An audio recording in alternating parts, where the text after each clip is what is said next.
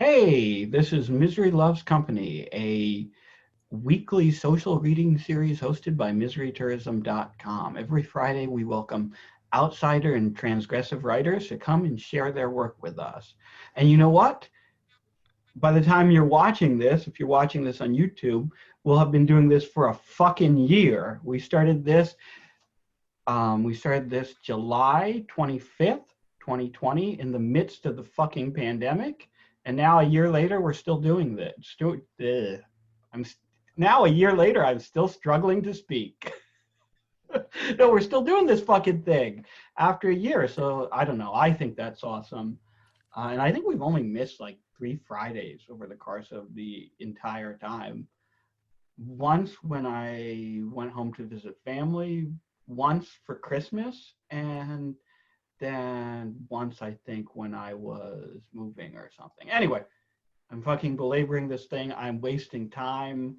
Uh, maybe because we don't have a huge crowd tonight, and I'm just making sure this thing runs for at least an hour, or maybe I've just decided to ramble. Anyway, first up tonight is Sybil Rain.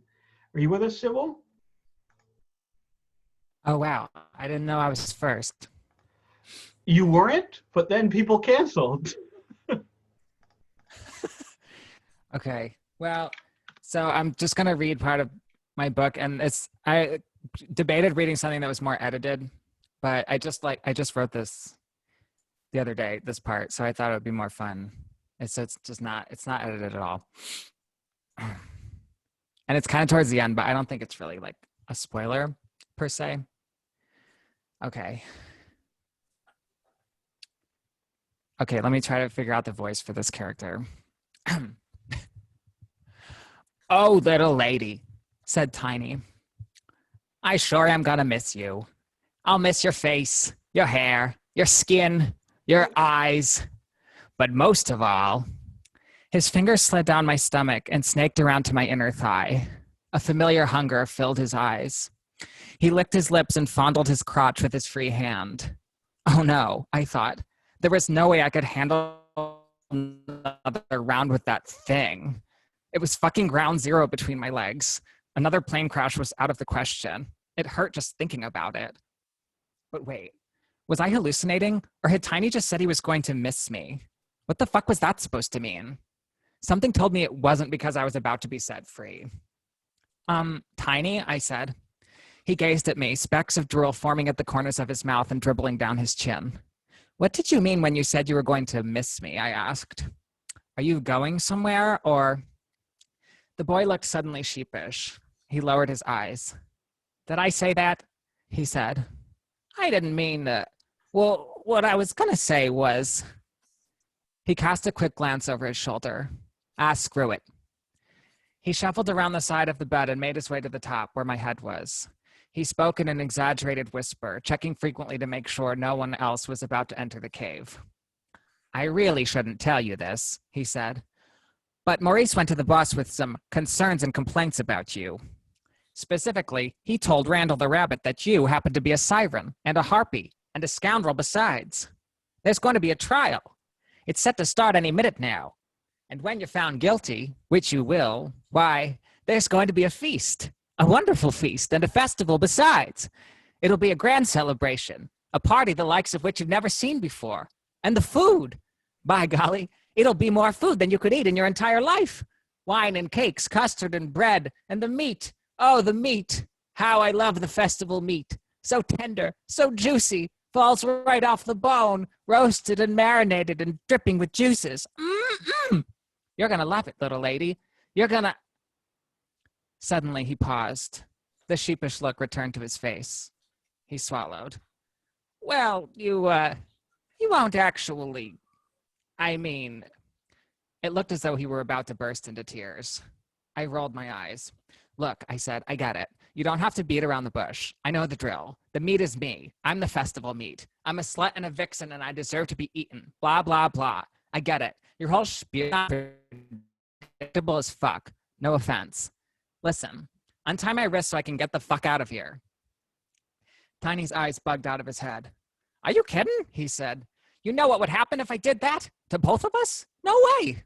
Plus, no offense, but I don't want to miss out on the feast. It's been a long time since we had any quality meat down here. He eyed my stomach greedily. Usually, the ones we eat are real skinny by the time we get to them. Hardly any meat on them at all. You, on the other hand. He prodded my belly with spindly fingers, then wiped a layer of frothy slobber from his lips. Are you calling me fat? I said. I was really starting to get irate. If this squeaky little dingleberry wasn't going to help me, that was one thing. But to comment on my figure was something else entirely. So I don't always exercise. I'm not a healthy eater. Yeah, sure, I could puke up all my food like chrysanthemum and peach, but that fucks up your teeth like so bad. I've seen it happen. And on top of all the meth I smoke, that's the last thing I need. Well, maybe the second to last thing. The last thing I need is some harebrained gap-toothed ignoramus telling me I'm fat moments before he and his brain-dead little cannibal cronies feast on my flesh. But that's exactly what I got. It was the last fucking straw. I summoned all of my strength. I flailed my arms and legs as hard as they would go. I screamed so loud it felt like I'd bring the walls of the cave crashing down around me. So loud it would wake the dead. I screamed like I meant it, like I needed it. Ah! I screamed, you fucking little bitch. I'm gonna kill you. I'm gonna cut your fucking head off and feed it to the hounds. I'll rip the eyeballs out of your head, bitch, and stomp them to the curb. You think you're so tough, huh? You think you're tough? Let me out of this fucking bed and I'll show you how tough you are. I'll pull your fingernails off and make you fucking eat them, you cunt. Get over here. Get over here and let me go. Untie me, bitch. You little bitch. Let me go. At the first sound out of my mouth, Tiny turned tail and ran. He dove behind the pile of trash where he'd taken a shit before, cowering like a dog hiding from fireworks on the 4th of July. He poked his head out and watched me flail my arms and legs and rock my head back and forth like a psychopath. The bedpost rattled and the sound echoed through the vast cavern. It made a big noise, but nothing happened. I was still stuck. I lay there on the bed, panting for a moment, trying to catch my breath. Tiny crept out from his hiding place and sauntered back over, eyes narrow. Well, well, well, he said. I have to hand it to him. Maurice was right. You are a harpy. He fondled his crotch. That display got me all gassed up. I know just what you want. He fumbled with the drawstring that held up his corduroy trousers. You girls are all the same. You take and you take. Well, here's your chance, little lady. What do you say? Want to take one more piece of old Tiny? For old time's sake? He opened his trousers and had just begun to tug out his enormous member when I heard it.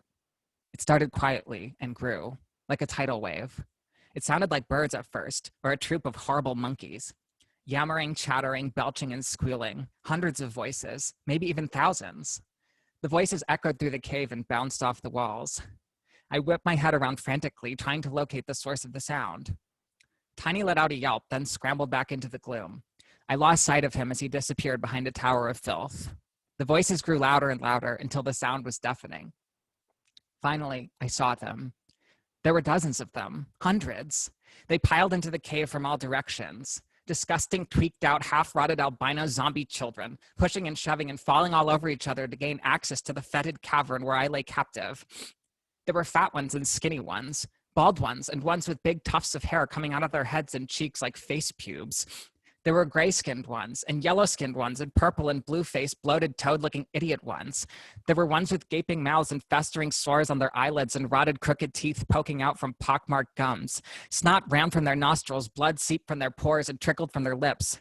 Many of them held meth pipes and were twirling them lazily, sucking clouds of amphetamine vapor into their toxic, rancid lungs. Some of them had little brown paper sacks from which they pulled what looked to be styrofoam packing peanuts. They munched on the peanuts like they were candy, spitting out soggy tufts of melted foam onto the floor, the walls, and each other. Some of them climbed the mountainous trash heaps and squatted at the top, surveying the cavern. Many of them had their dicks out and were jacking themselves off. All of their cocks were huge, uncut, and dripping with pre-cum and clumps of cheesy, festering smegma. They shot loads of brownish-yellow pus-like cum all over each other, moaning feverishly, their eyes rolling back into their heads. Several of the children approached me tentatively, greenish veins visible beneath the paper-thin whiteness of their skin. I glared at them and snarled, snapping my teeth like a caged animal. This seemed to excite them even more. They scampered away, giggling. When all of the cannibal children had entered the cave, they assembled themselves around the space, some of them sitting, some standing. Suddenly, they became quiet. A space opened up in the seething crowd, and one child pushed his way through to the front. It was Maurice. He had removed his New York Knicks snapback and replaced it with one of those white curly wigs that judges wear in movies and TV shows set in the olden days. He had also slung a shiny banner across his chest that read, "Little Miss Staten Island." I guess it must have been from a beauty pageant or something. He probably couldn't read well enough to know what it said, if at all. Or maybe he could and he just thought it was cute. In either case, it was a questionable choice, at least from a style perspective. He held a blue kazoo between his teeth, from which he blew several squawking notes before making his grand pronouncement. "All rise for the Right Honorable Randall the Rabbit," said Maurice, his head bobbing back and forth on his barrel-shaped body as he spoke. "King of the underground, leader of the pack, long may he reign, and may the Snapple God smile upon his fortunes for generations to come. The trial of the people versus the villainous harpy, Sybil Rain, will now commence." Okay, that's it. That was fucking vile, and that was wonderful. I love the descriptions in that are so good. The Beth zombie children are just a wonderfully terrible and unique piece of world building, and I lost it at Little Miss Staten Island. So as usual, just phenomenal shit. Thank you so much. Thank you. Next up is Dan, but he's disappeared. He was here and now he's gone. Well,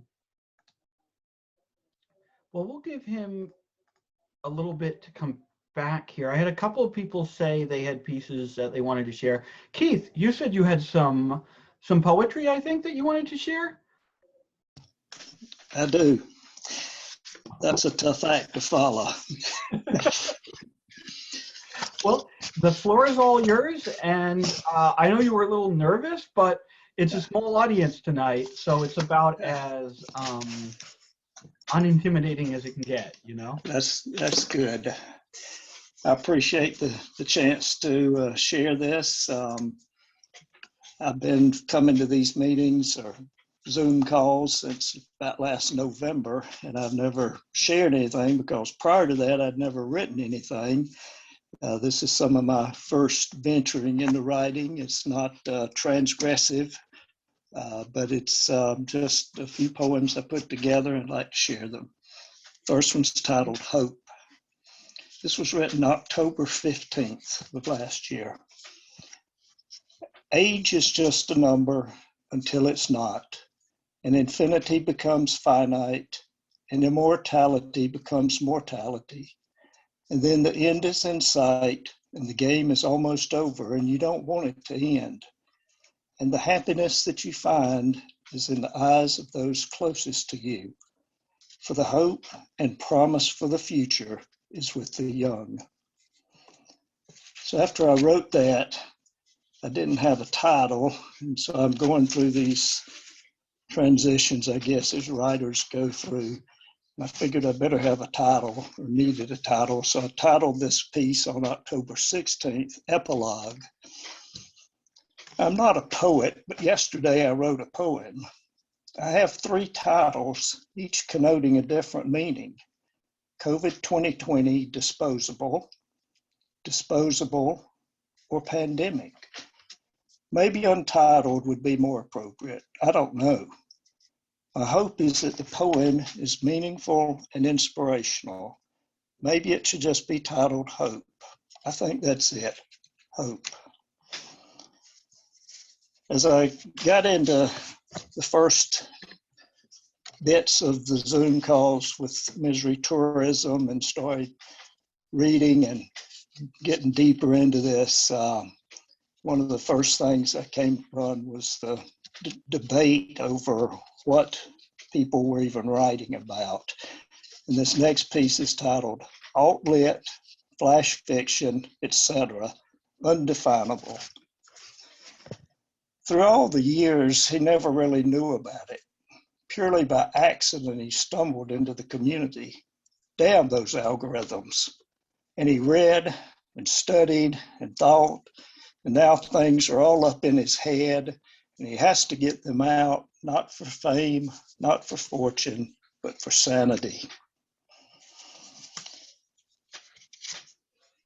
On a little bit different spin, this one is titled 1968-2020, and the The way it's written, the 1968 is in closed brackets and the 2020 in open brackets.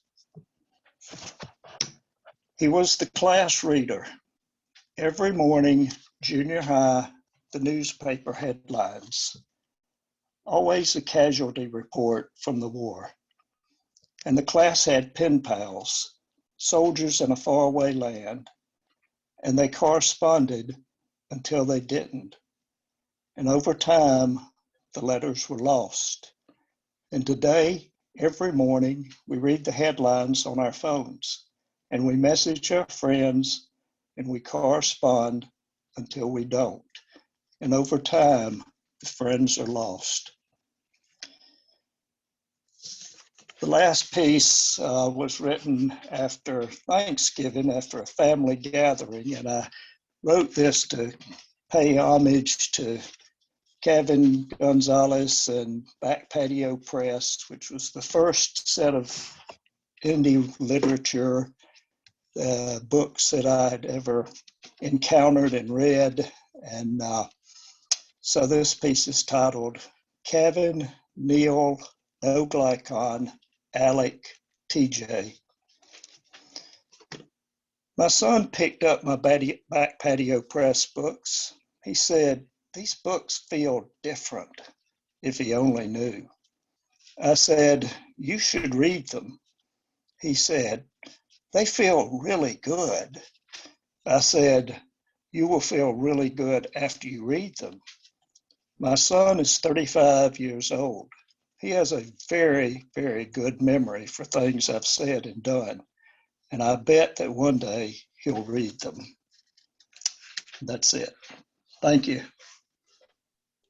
That was wonderful, Keith. Just sincere and heartfelt, and your delivery, you put so much emotion into your delivery. For a first reading, that was really fucking remarkable, man. Thank you. I love the alt-lit poem. the way you delivered the "damn those algorithms" lines, just beautifully understated and so funny. Just so much here. And the first one about mortality and about death, it's something I've been thinking about a lot lately. I guess I've been thinking about a lot my whole fucking life. But you really got at that sensation of like the end of youth and the end of childhood. And I love that turn, like immortality becoming mortality, because there really is a moment in your life when like that transformation occurs. And I don't know, it's just wonderful stuff, man. Thank you so much. Thank you. Thank you. Dan, Dan would be next, but Dan has not returned. Does anyone want to share anything now? Ollie, Rudy, you both said you might have something. Yeah, I'm happy to read something if. Yeah, it's all yours. Yeah. All right. Yeah. So there comes a time in every boy's life when he decides to write something generative. And I met this time a couple of weeks ago, went full Burroughs, did the cutting out, folding up, everything. And I mean, this is the result. It's I don't know if it could be good, it could be terrible. I guess this is a good way of finding out. So let's hit it. So this is specimen number 723269. The limit of my secret was in Japan, when we would be youthful. Fear is Tokyo. You with fire, broken and sturdy. You fly under the world and see the other verses. It feels like I'm condemned to find peace, to rise above the story first. This is the focus of Yore in Japan, where we found this logo's corner and a fast food advert in every dream. The lost god's door in the movie posters. I want to see his eyes closed, deep in winter ruts, remaining in Japan as he is the winner of politics, by this becoming king, and cruel as a fluid wild. The woman introduced herself first class and wept. You're not in on the cold, so leave. But she drugs the one who lives with sickness, and forgiveness discharged from the sun will rush in. We met before, in the motherland. Lots of something, because it thought it must feel, and be in the corner of life too. I knew a gap in the way where the starter's pistol grows into signs, but it feels like just a single thought. He fears the believers. He watches your empire. He's decided in Japanese. Don't feel like I'm the apocalypse. Today we continued to meet. Tell me all about troubles and doubts. Absolutely, darling. Ain't you happy? She was busy juggling pseudo-impressive accomplishments and furrowing her friends with what he wants to do, nattering about his feet, always scratching, always scratching, always scratching. The audio people like to prove he watches your wanting it. It's horrible. Nodding my eagerness, I feel like a man naked in the model. It should be youthful and assume no explanation. This is standing, at the very least, for the glow of the eerie calm, for what a man sits among. We could argue about the shape of cereal non-stop. Man seeks the final throes, watching carefully as he fears the skin. His brain starved thirst in a prison of the second sun. The rate of winter rejection is booming. You'll be reserved for the hardest month off. You're the man that he moved on, and wrong. You have it. Tonight. Back seats of oddities and open. I'm on top of pure reality. The dreams come along to the dark and reflect. All must wait behind the dawn and ponder the nature of unfiltered thoughts and the threat of art. But only 2 decades have been digested. I want to say, when he transcended, but this would be in the countryside. Only after, the mind must remain famous, and attempt to rescue his entire being. He knows the skin, making it so that we would be known. The crows call me about troubles and dangling. All have the secret to talk about. Away with a respite from the world, falling silent for rage. I scream. Slide ends. Specimen 235222. Perfect man seeks to write. Well, yes, he doesn't. The plot is a writer now? The plot of something like the Marble Steps, that's one of every aspect of him. Yes, it's built from a dead pig and a model or actress or whatever. Broken head writing properly tomorrow. Future is happening at a leather whip, carving into every image. Don't. I wasn't supposed to see. It doesn't feel smart until they do their most simple thing by writing. It's just entertainers playing with the winter, or my life. He approached to find peace and set on the secret. His darkest worries. Depression. It's just a stone giant. And I may be as I'd like, if not in the light, then above the factory. You who are, you think, a devised serenity of rational procedure. I'm condemned to stay warm in yourself. You're going well. I didn't really hit those extreme conditions. And he sings out the writing, and how you're nuts in love with a new lodgings in terrible poverty. Watching carefully as he fears the crows call me for lunch instead of a night. Lots of cereal non-stop.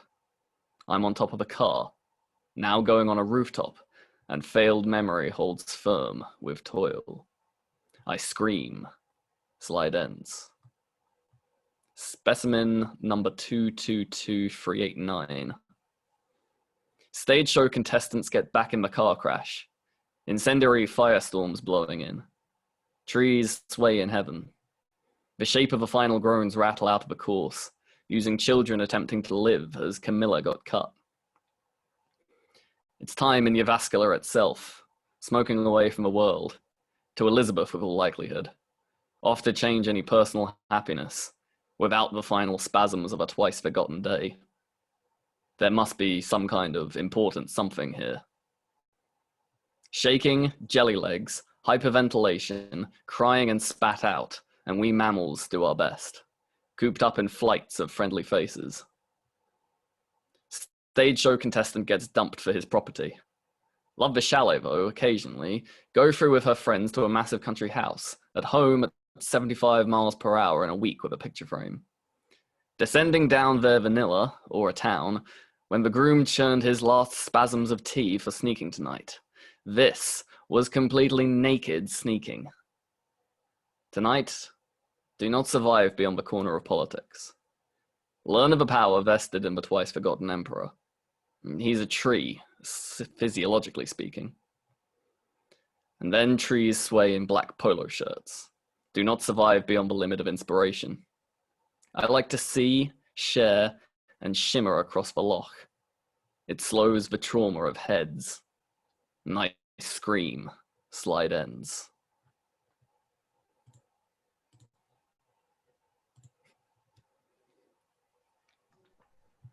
That was fucking wild. There's like, you said this was a cut-up piece, right? Yeah, I mean, it's from everything that I wrote in my diary that I started at the start of the pandemic through to about April of this year. Oh So shit! So this is like I should have said that at of the your own start. work, then. Yeah, it's like remixing my own mad thoughts, basically. No, that's fucking awesome. There were so many like wonderfully like surreal and poetic turns of phrase there. I put a few of them in the chat while you were talking. The entire tree section was just phenomenal. I don't know, just really wonderful poetic madness. I love it. Thank you so much for sharing. Yeah, I'll try and figure out something to do with it. You should, yeah. Yeah. You should. Now, I always try to poach everything for us. So instead of doing that, although if you want to send it to Misery Tourism, you're always welcome. People are welcome to send to Misery Tourism. 2 suggestions. First of all, surfaces. That screamed surfaces to me, because as much as like we really love experimental stuff, they really, really, really love experimental stuff and cut up stuff and like surreal head trip shit. Also, obviously expat, I think, but if you were looking for a home, like surfaces would be, I think, the first place I would go. Okay, yeah. But yeah, that was fantastic. Thank you very much, and yeah, I'll take a look at surfaces. Yeah, definitely. Rudy, can you maybe put the? I think it's what is it? Surfaces.cx, right? But yeah, if you can. Oh, Rudy just put it in the chat. Okay. So let's see. We've got a really small crowd tonight. Rudy, do you want to do a little bit of superhero filibuster here? Do you have some superhero concepts to share with us? Sure.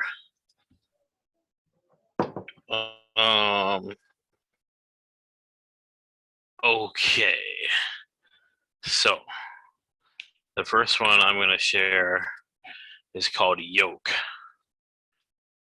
Character quote. She is happy, smart girl. Maja Popovich is a young failure to launch who is the shining star of her immigrant parents who brag about her more than she can stand. Profile. When Maja's parents brag about her in an attempt to mask disappointment, the things they say come true. She really can write a whole 10,000 line program in C# in a few hours. She really did beat 3 members of the men's basketball team in 1-versus-1 hoops. She actually is a genius. She actually is a living saint. All that praise is enough to go to anyone's head, but the combinations of powers she doesn't want and responsibilities she can't handle have made the already unstable youth violent and dissociative. Her parents' attempts to live through her have enabled a few acts of superpowered destruction, at least a couple notable Eastern European genocides, and many really, really shitty nights where the self-confidence vortex threatens to tear apart psyches, relationships, and inpatient care facilities. All of these, of course, pass into irreality when Mr. and Mrs. Popovich tell the cops, the shrinks, the UN, Oh, Amaja? She is a happy girl. She could not behave such way. Authorities are unsure about who actually wields the power in the triad. Literally, Maja and her parents all show signs of low-level irradiation, and any or all of them could be the cause of her powers.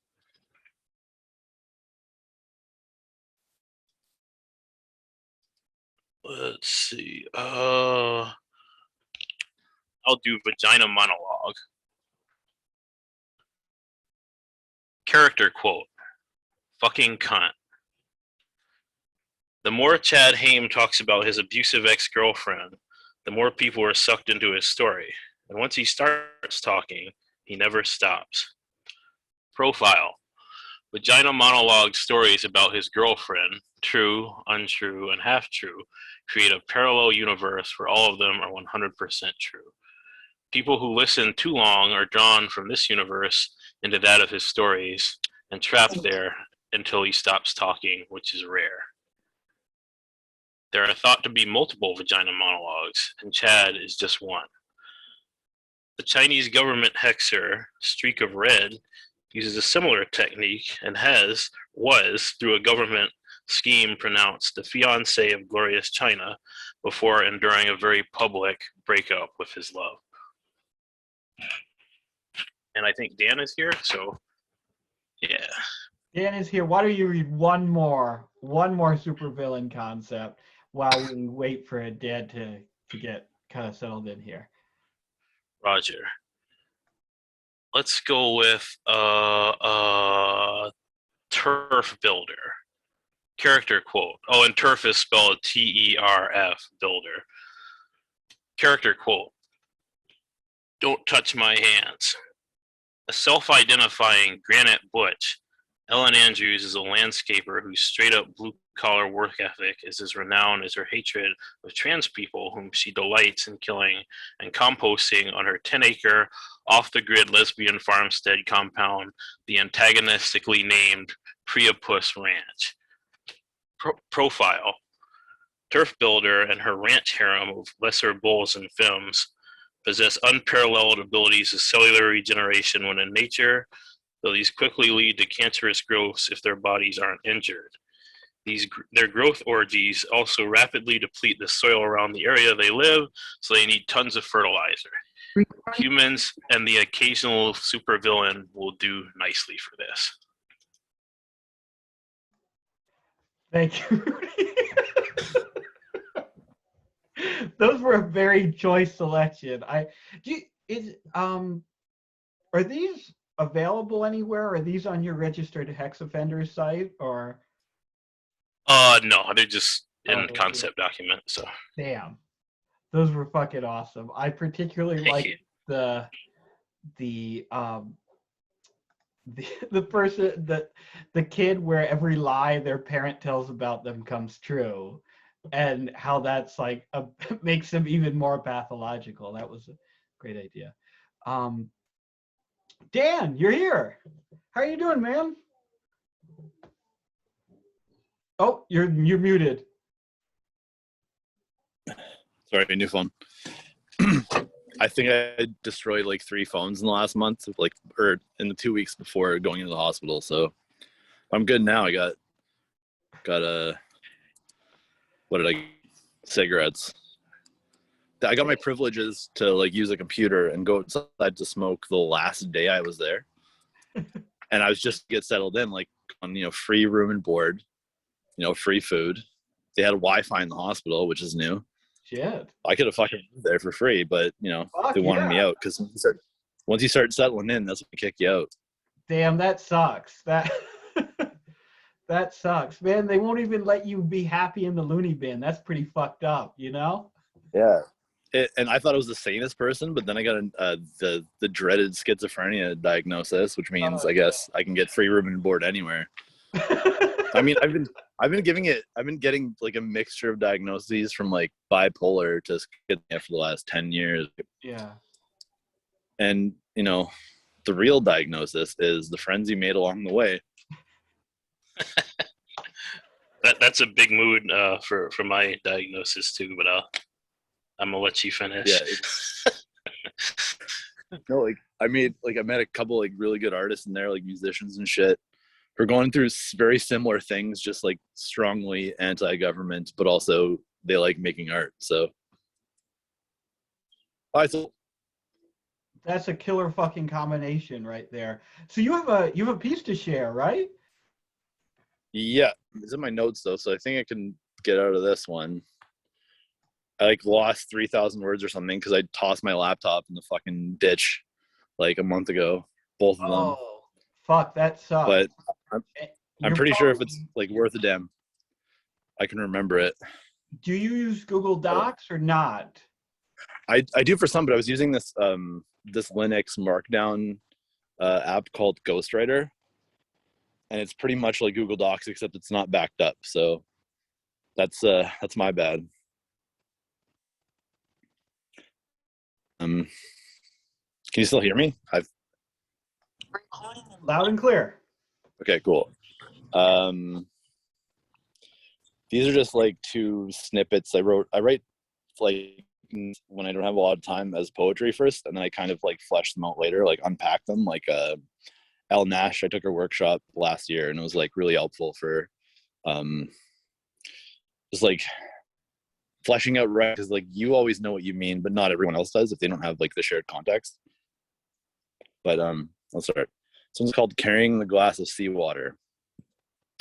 Carrying the glass of seawater to the bathroom, toasting the mirror, and tapping the wood so the dead can hear. With 2 fingers on the light switch, I drink.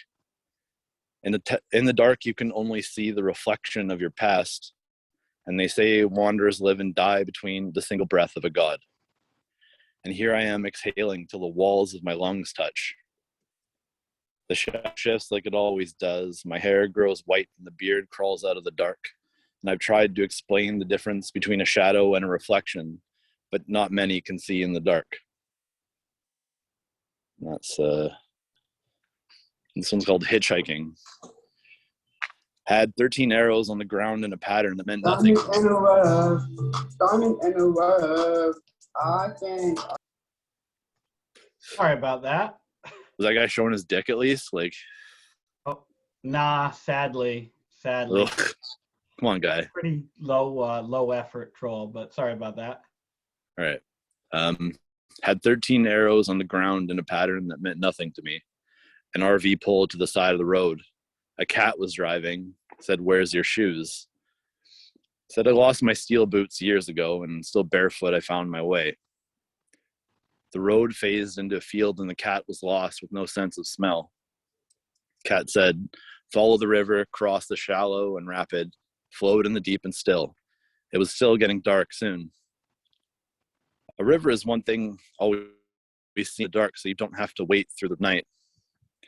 I remember all times naked in the moss, and still I'm afraid it was always just a metaphor. She was leaning over a stone in the middle of a creek, bent over, smiling for tribute. I had nothing to offer her, but myself in a black feather. Colored squares, her skin was patterned like camouflage for closed-circuit television. And whenever she closed her eyes and stopped breathing, I felt the earth get hot and felt the vines around my good ankle. I asked, "Does this happen all the time?" She said, "Nobody else really notices." We had the ravens to sing for us. A black feather fell on her bare shoulder. She said, "This is for you." And I told her I wanted it just to keep her safe. She said, "Forget about me, and I will be." I think that's it. Yeah. Those were fucking awesome. That Thanks. last one, and I'm not sure why, but that last one gave me powerful Bob Dylan Ballad of a Thin Man feels. Like that, that's Mr. Jones one, and you don't know what's happening here, Mr. Jones. It's the one where it's just like a long string of this like surreal imagery, but yet it's extremely evocative, and you have this real sense that you know exactly what's happening and exactly what's being like implied or evoked, even though the text itself is mostly like symbolic and nonsensical, right? And that's Yeah. exactly the kind of vibe I got from that piece. Really, really powerful, you know? Thank you. Yeah, thank you, Dan. Thanks. I do not think we have anyone else who's here who has signed up to read. So if anyone has something they'd like to share, now's the time.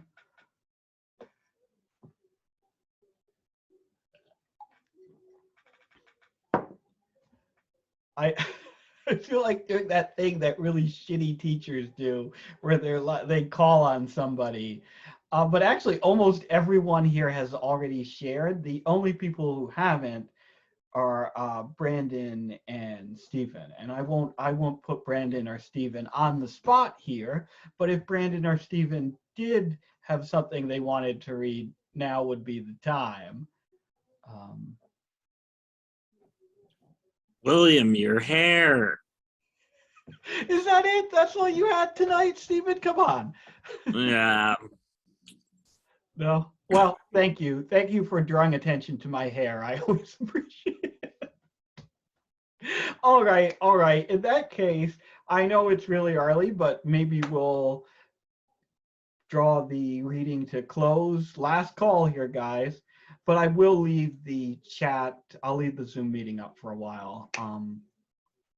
For anyone who wants to just hang out or whatever. Okay.